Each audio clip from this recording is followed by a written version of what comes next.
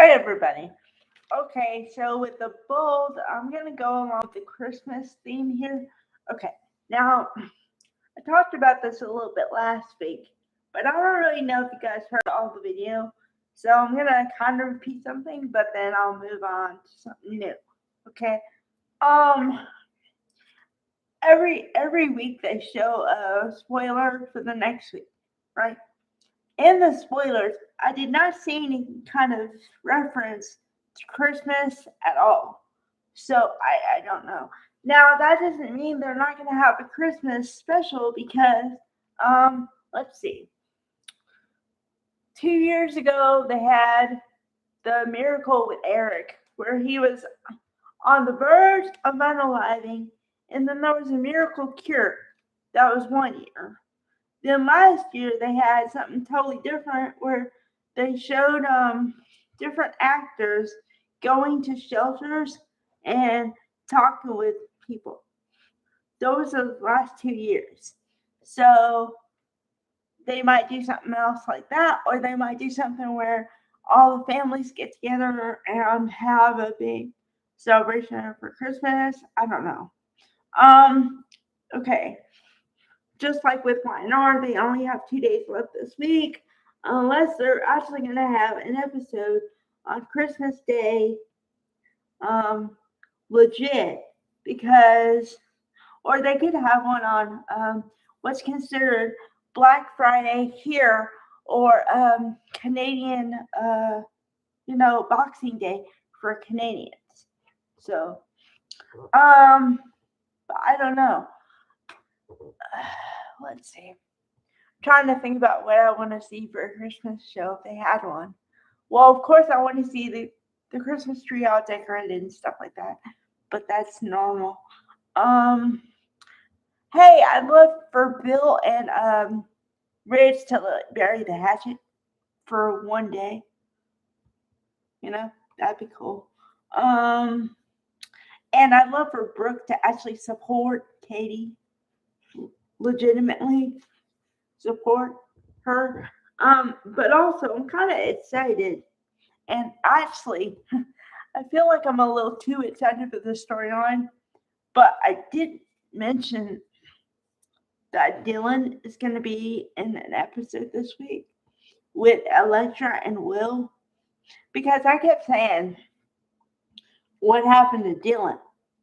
After she dealt with the car accident, whatever, it just felt like she dropped off the map. So I wondered what happened with her, you know?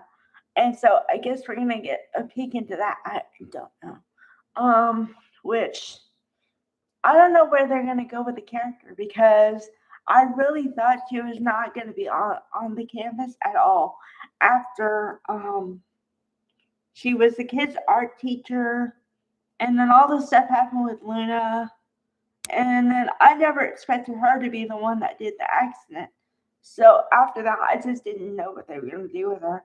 Um, so I don't know. I don't know. I want like I feel like there are questions, more questions than answers, and I want some answers. So that's where I am at this point. Um, I know this is really like I don't know. It's gonna sound really selfish, but I want to see what Carter's up to, like really up to, because yes, we saw Carter a couple days ago, like last week, but he was only there for the equivalent of like 5 minutes because he popped in and was talking to Deke.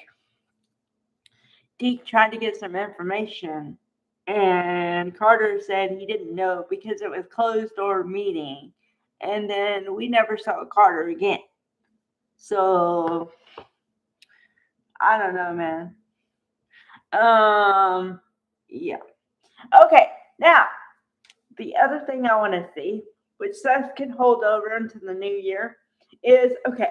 Now, this feels like a pot of soup that you're waiting to boil, and you're like waiting for it to get up to 10.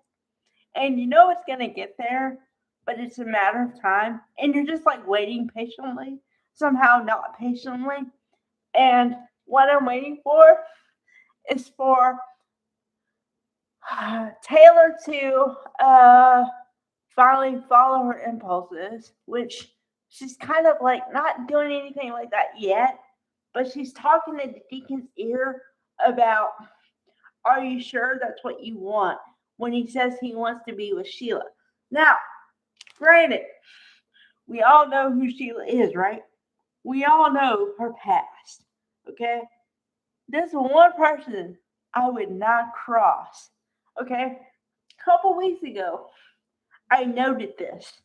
I said that Taylor called her crazy, and the second she called her crazy, she turned on a dime. What do you think she's going to do when she finds out that she's cheating with her husband? Okay, Taylor, honey, I think you have an unaliving wish. Seriously. And I think that Sheila is the one person that would do that. So I'd say watch yourself, woman. But honestly, they're not really doing too much with the Taylor character anyway. So I don't even know why she's there. Because I've been saying for months, I'm like, okay, she's a therapist, but she doesn't have any clients or any patients or whatever you call them. Okay. And then all of a sudden, they make Deacon her patient, and then he's talking to her about Sheila when there's major conflicts of interest here. And then she's already doing the thing. So, okay. Weird. Strange. Okay. Since we're on the thing of strange for a minute here. Okay. Now, I told you guys that I was not for Deke being inspired like that.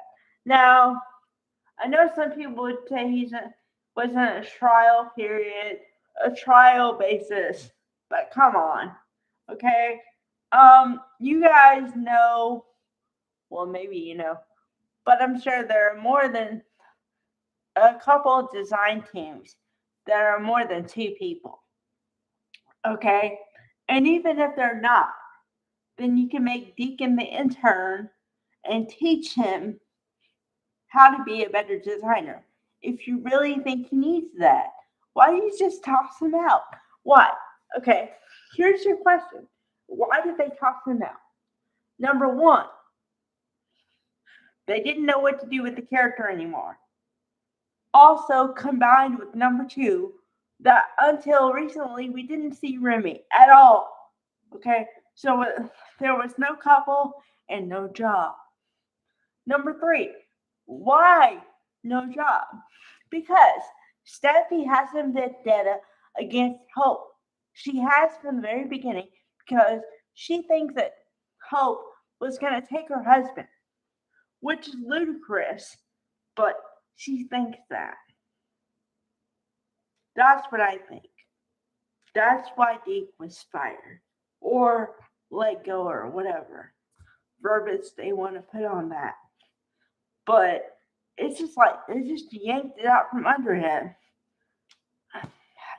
Okay, for the last time, I do not agree with this move at all. There you go. All right. Bye, everybody.